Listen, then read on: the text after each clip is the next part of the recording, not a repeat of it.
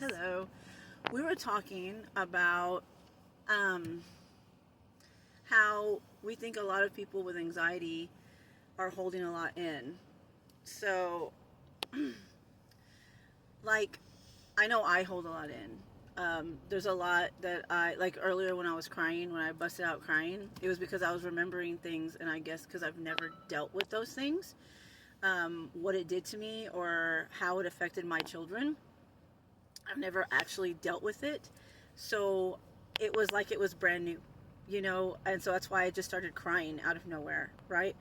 And I was realizing I do hold a lot in, even from childhood.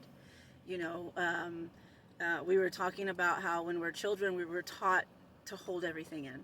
So, like for instance, me, when I was a kid, the reason why I taught myself to hold everything in is because no one ever listened to me. So as a child, I went and told people stuff. CPS was called multiple times, on my stepfather and all of that, and they always ended up believing him, right? So if y'all remember any of my stories from like eons ago, my when I was little, my stepdad used to beat us, right? Like we used to get spankings. Of course, we thought it was normal because when you're a kid and you're in your household, you believe whatever is going on in your house goes on in everybody's house, right? So I'm not going to go into detail. I'm just going to be real quick about this, but like we were spanked with 2x4s. Like he legit had a 2x4 and he would spank us with that. And this was when we were like 6, 7 years old, and any little thing that we did we would get in trouble for. So that's where all that started, where I was like I felt like I'm always scared, trauma. Like what's gonna happen?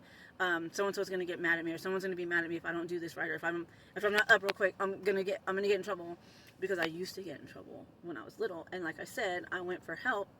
I didn't even go for help. It was an accident. uh, and like the teacher just found out because I couldn't sit down on my chair because I had such a huge bruise on my bottom, and on the sides of my legs and stuff like that. The bruises were awful. And so, like, I mean, hello, I was being hit with a 2x4 for things like forgetting the key to the house, or I forgot to brush my teeth in the morning, things like that, yay, me, right? So, I have a lot of stories when it comes to that stuff. So does she. She has worse, I believe. Yes. So, yeah, so like, and the thing is that we're taught since we're little to stay quiet or not to say anything, or if we try to say anything, no one's going to help. So, I think that because of that, all my life I've always kept everything in, and I just don't tell people things, or I don't mention things. And like even my own kids, Krista knows, don't know a lot of things. Even my oldest kids don't know a lot of things because I don't talk about it.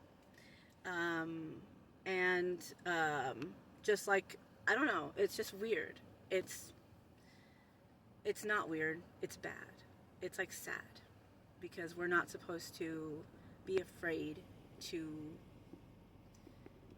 ask for help, or to be able to talk about, we're supposed to be able to talk about things, and be able to get that relief from whatever is bothering us, and then when we get older and we get to where we can't even talk to our own spouses because we're so conditioned since childhood that we're going to get in trouble if we bring something up or if we talk about something, and that's where you have to make sure that you're with somebody who's going to help you feel safe.